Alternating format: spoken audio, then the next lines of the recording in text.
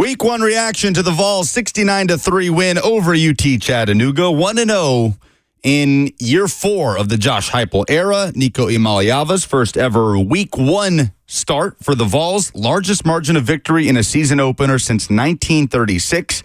And Coach Doug Mathews has made his way back from Knoxville after taking it in. You hear him every Saturday morning, Forklift Systems Football Saturdays at 9 a.m., Big Orange Sundays Sunday at 8 a.m. Coach Mathews, haven't talked to you in a while on here. Good to have you. How are you?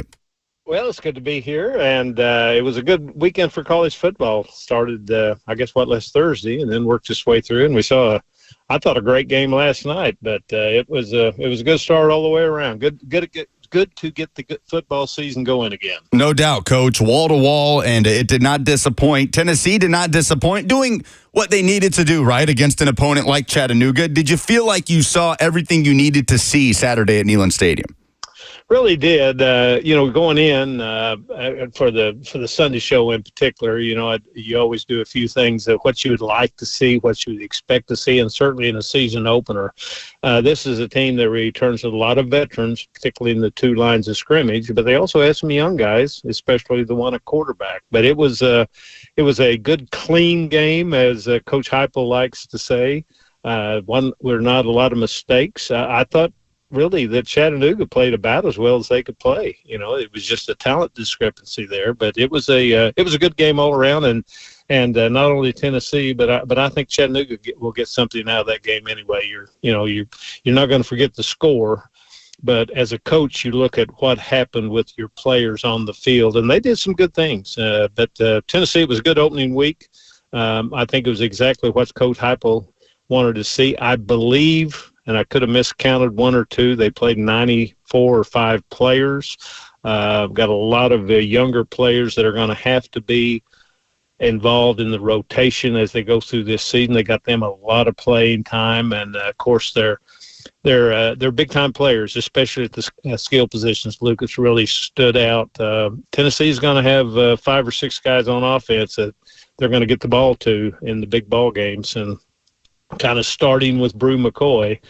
And they are, I can just tell you from an old defensive coordinator standpoint, they're going to give defenses they're going to get a lot to handle. But there's some defenses in this league, it looks like they can handle that. But anyway, it ought to be a great year. Great start for Tennessee.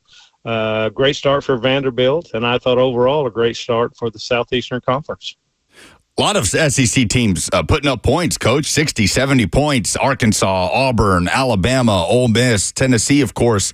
And anytime you have those sort of week 1 matchups against the FCS team, the Alabama A&Ms and UTCs of the world, you want to sort of hold yourself back from making these declarative statements, right, or these opinions on what's going to happen. But when you watch Nico Malava go 22 of 28 for 314 yards, 3 touchdowns, all in the first half, a program record for passing yards in the first half.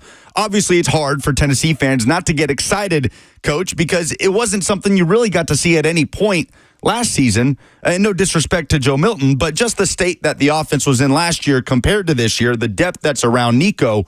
What takeaways did you have from Malava, considering exactly what he was up against in Chattanooga? Well, no doubt this young man is extremely talented. I've mentioned several times on the couple of shows that I do. I go back to 1980. That was my first year there. That was, 54, 55 years ago. Since that point in time, I have not seen a quarterback with the overall athletic ability that Nico has. Tony Robinson would be one I'd put in that same category. Now, that doesn't mean he's going to be Peyton Manning or Heath Schuler or those other great quarterbacks. But just from a pure talent standpoint, it's easy to see why he was recruited. It's easy to see why the coaches feel like he's going to be a great player. And we're going to see how that ends up. You got to win ball games. You got to play well in ball games. It's kind of like on the, golf. It's a lot of guys can get out there, including me, on the practice tee, and he hits some beautiful shots, but I don't seem to hit them when I'm out there actually playing the game. The thing I came out of that game with from him was all of the intangibles you knew were there.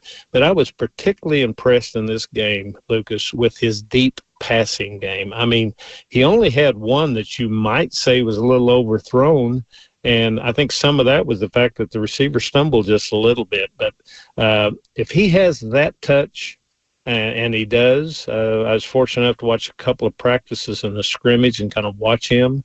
If he has that touch with those receivers, and there were some outstanding catches in this game, he's going to present a problem, like I said. And the depth around him, Coach, obviously something that was noticeable, the amount of players they played, which you already referenced. But in terms of that athletic ability you're referencing and his ability to run the football, saw kind of shades of it a little bit. It almost looked like he had to pull himself back a couple of times from truly scrambling. I wonder if the coaching staff wanted to hold him back from that. But I think that's a big question for a lot of people, Coach, just how much Nico Malava is going to utilize his legs this season and how much the coaching staff wants him to. Well, here's what you're going to almost count on and almost bet on. And this goes, let's just take a look at on the offensive side. But let's start with Nico. He's not going to run the ball in games where they should win or are ahead, but he is going to run the ball when they play Georgia and teams like that, when they play Alabama, when they play Oklahoma, teams like that, Florida. He is going to run the football because he's going to have to be able for Tennessee to perform offensively the way they want to. You know, a running quarterback, one of the things that helped Tennessee in this ball game and will help Tennessee in this coming ball game against NC State is, and it helps every defense out, if you don't have a quarterback that can run the football, and I'm not talking about getting out of the pocket scrambling.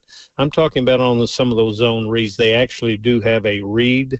If you don't have a quarterback that can do that, it really goes to the advantage of a defensive coordinator because he knows he doesn't have to worry about a quarterback keeping the ball outside. You're going to see that. You're going to see in the big ball games a lot of Sampson, a lot of Brew McCoy, a lot of Brazel, a lot of Squirrel White, a lot of Thornton, and then the young man that if I were a Tennessee fan, I would be extremely excited about. This Eric Davis at tight end, we saw a glimpse of him in this ball game. Redshirt freshman. He is as the only receiver, the tight end, and calling him a tight end is really bit of a little misnomer. He lines up at tight end, but he plays all over the place. He's a little like the Brock Bauer youngster that was at Georgia. Tennessee hadn't had a player like him, in my opinion, since Whitten was there, 25 years ago. But the point I'm trying to make is in ball games that are really competitive, you're going to see those big play guys, and that's one at every position. 2 wideouts, the slot, the running back, and the nickel back, and then you put a quarterback in there that can run. Like I said, their defensive coordinators are going to have a game plan challenge ahead of them. Now, there's certainly some defenses in this league that can match up to that, but there's not many, I don't think. Coach Doug Mathews is our guest on 104.5 The Zone, former Tennessee defensive coordinator. Hear him each and every Saturday and Sunday morning talking Vols and college football. Coach, helmet communication, it was a big topic throughout the course of the offseason. Interesting to see it implemented in college football across the board.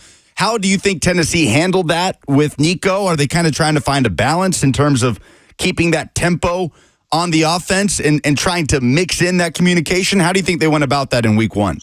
Yeah, I can just tell you, at the ball game, it's a little bit different watching on TV because obviously you don't have the opportunity to watch a replay. I know going in what Coach Heupel thought. He was going to use it some, but believe it or not, as fast-paced as Tennessee wants to play, helmet communication really slows them down. So I think they're going to use it some. I noticed that they still had the flag protection up on the sideline to keep the scouts in the press box from seeing their signals. I think they're going to utilize both, but I don't think that's going to be a big deal either offensively or defensively for Tennessee. Nice to have. I think the tablet situation where you can look at video on the sideline is much more important for Tennessee. I don't believe that's going to be a factor that if they use it, fine. If they don't, I think they're very comfortable doing what they've been doing. And last thing for you, Coach, obviously Tennessee takes on its first power conference opponent on Saturday, NC State and Charlotte. Where do you think the Wolfpack will kind of provide the biggest challenge? Where do you think you'll see Tennessee get tested in a way that they obviously did not in week 1? Well, the one thing you certainly learn as a coach pretty quickly, and this staff certainly knows, any good staff knows it, you can't go by what you saw from NC State in that first ball game. They didn't look particularly motivated. They will be motivated in this ball game. I would say offensively for them, two things, and I watched that ball game and tried to just jot down a few notes. Number 10. Who is and number 15, who is a tight end and a wide receiver. That wide receiver, Concepcion, I believe his name, is also a punt returner. You can't let those guys beat you. One of the things, and Bill Belichick kind of exemplified this as much as any coach ever. You go into a ball game. Who are we not going to let beat us? We can't let these players beat us. Those are the two that you can't not let beat you. Now, again, this is going to be a quarterback. The McCall kid doesn't look like he runs the ball much. That should be an advantage at Tennessee. I think Tennessee has an opportunity to be a significantly better team, but they're going to have to play well. But I anticipate they will. He is Coach Doug Mathews with us on 104.5 The Zone. Again, 9 a.m. Saturday mornings, 8 a.m. on Sundays for Big Orange Sunday. Look forward to listening this coming weekend, Coach, and appreciate you spending some time with us. You bet. Lucas, talk later. Thank you. Yes, sir. Coach Doug Mathews has been our guest.